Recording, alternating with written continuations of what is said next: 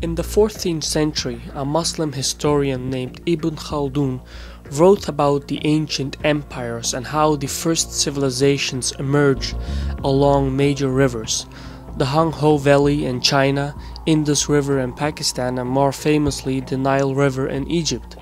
The historian wrote how these rivers allowed easy access to trade and commerce, and from there grew into major cities and then to civilizations. But more interestingly, Ibn Khaldun wrote about the pattern of history. Farmers would build irrigation systems supporting villages and towns. Later on, some warrior would bring these towns under his rule and form a united political entity, like a kingdom or an empire. Then a tribe of nomads would come along and conquer this kingdom and seize all the holdings and settle in their place and further expand the new empire. As time went by, the nomads would assimilate and become soft city dwellers, exactly the kind of people they had conquered before. And at this point, another tribe of nomads would come along and conquer them and take their empire. Conquest, consolidation, expansion, degeneration, and conquest. This was the pattern Ibn Khaldun wrote about.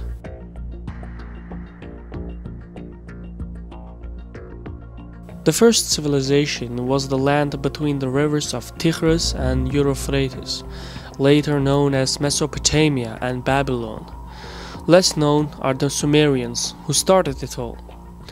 They united the cities near the river of Euphrates into a single network called Sumer. They invented writing, the wheel, the cart, etc.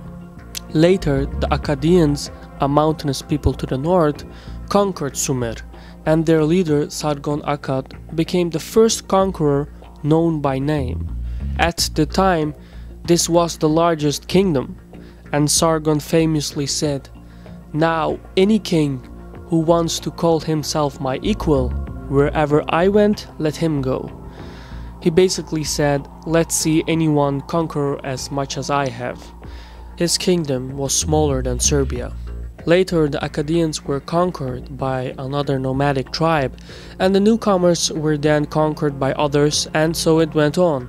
The Gutians, Hurrians, Amorites, they all conquered, settled, expanded a little, and then assimilated from warrior to city folk. But every conquest left something behind. The Amorites founded the city of Babylon, and from this city emerged the first Babylonian Empire. The Babylonians were pioneers in astronomy and mathematics. Then the Assyrian tribe to the north took it over and founded the Assyrian Empire. Their capital, Nineveh, is considered one of the greatest cities in antiquity. The Assyrians made a number of innovations and improvements. They erected the first library and used paved roads. They even came up with the first kind of imperial administration, in which subject nations and vassals reported to a central authority. But the Assyrian rulers also gained a reputation as merciless tyrants. Now, it's hard to say if they were really worse than the other rulers in their time, but one of their strategies to keep the realm stable was by moving whole populations to other places. After a while, the Assyrians lost their power to other tribes like the Sumerian descendants, Babylonians, Kashites. These tribes fought each other for about 2 centuries until the Assyrians came back and re-established their empire and returned to their divide and rule strategy. Eventually, the Assyrians fell to one of their subject nations, the Chaldeans. They rebuilt the Second Babylonian Empire, and they're well known for their achievements in astronomy, medicine, architecture, and mathematics. In fact, it was the Chaldeans who built the Hanging Gardens of Babylon, one of the ancient 7 world wonders. But the Chaldeans followed the same strategy as the Assyrians had, by uprooting whole populations in order to divide and rule. It was the Chaldean king of Babylonia, Nebuchadnezzar, who first smashed Jerusalem and dragged the Hebrews into captivity. Then came the invasion by the highland people to the east, the Persians and the Medes. the Babylonians were defeated and their infrastructure and political system was used to found the Persian Empire. The Persian Emperor Cyrus the Great had conquered the known world. His realm extended from the Nile to the Indus River. But the Persians are best known for their political reforms. They followed the opposite strategy of the Assyrians. They set the Hebrews free from captivity and resettled populations to their native lands. The Persians pursued a policy of multiculturalism. People were allowed to live however they saw fit and worship whatever gods they wanted, as long as they paid their taxes to the central authority. They issued a common currency and built a vast network of roads throughout the empire. The Persian libraries were so large that there is in fact more information about this period 3000 years ago than there is in Europe 1200 years ago. The Persian Empire also had its own unique religion. Zoroastrianism was founded in the region of Azerbaijan, meaning the land of fire. Zoroastrianism is often misunderstood for fire worshipping, but the fire is a mere symbol for purity. The Zoroastrians basically believed in good and evil, and there was a hell and there was a hell. It was one of the earliest monotheistic religions. In the later era of the Persian Empire, they came in contact with the Greeks. The Greeks supported revolts in the Persian Empire, and this provoked the Persian Emperor Darius to punish the Greeks. Darius formed one of the largest armies ever, but the size was more a liability than an advantage. There was no real effective way to direct so many men at such a distance. In the end, it was the Greeks who taught the Persians a lesson, but the lesson was quickly forgotten. Darius' son, Xerxes, decided to avenge his father by going after the Greeks again. This is the war that involved the famous 300 Spartans. Darius repeated his father's mistake and lost the war.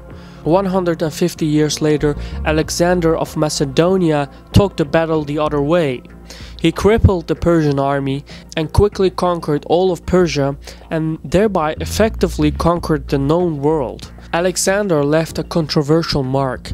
Cities that had surrendered to him were left unharmed, but cities that resisted were pillaged. When he had conquered the Persian capital and the palace, he burned it to the ground. Now this was one of the most prestigious buildings in the world. But on the other hand, he built the lighthouse of Alexandria, one of the ancient 7 world wonders. Alexander was planning to name Babylon his new capital, and he also planned to fuse the Greek and Persian cultures into one. He recommended his generals to take Persian wives, but he died before he could implement this policy. And upon his death, his generals asked him, "Who should succeed you?" Alexander replied, "The strongest." His empire broke in pieces among the Greek generals controlling it. Then the Greeks fought each other. Eventually, the kingdoms weakened and the Greek influence diminished. Persian identity resurfaced and another empire was formed, Parthia. They didn't exactly occupy the same size as the earlier Persian Empire, but the Parthians used the existing political structure and established an empire. They later on assimilated into the Persian language, and over time they became Persians. The Parthians made no significant contribution to art and culture, simply because they didn't care for it. The Parthians were, after all, a nomadic warrior people, but what they lacked in culture, they made up in warfare. They were the first to use cataphracts, a knight in full metal armor riding an armored horse. This would later on influence the Roman Empire's horsemen, and from there, European feudal knights. But the Parthians also used light cavalry who would pretend to flee in the middle of a battle. This tricked the other army to break rank and chase after them. Then the Parthian horsemen would suddenly turn wheel around and fire into their disorganized opponents. This would later be called the Parthian shot. They used these tactics and battled the Roman Empire to a standstill. When Christianity started to spread, the Parthians didn't care. because they favored Zoroastrianism. In the 3rd century, a provincial rebel overthrew the last of the Parthians and founded the Sassanid dynasty, and they too quickly expanded and occupied the same territory as the Parthians had. The Sassanids reformed the empire and erased the last traces of Greek influence. They built enormous monuments, buildings, and cities. Zoroastrianism became the official religion. In the same era, the Roman Empire was falling apart.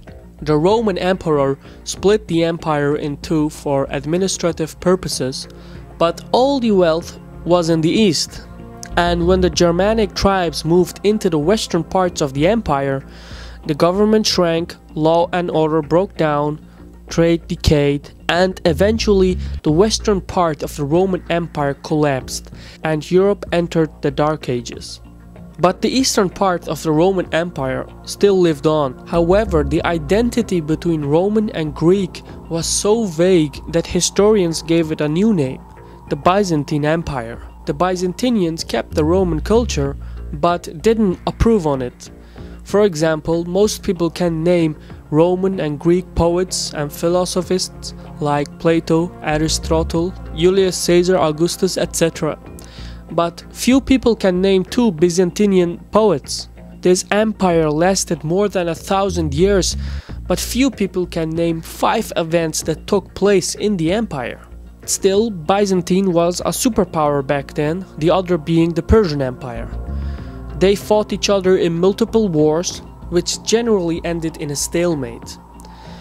But both these empires neglected the developments to their southern neighbors, the Arabian Peninsula, which was about to awaken.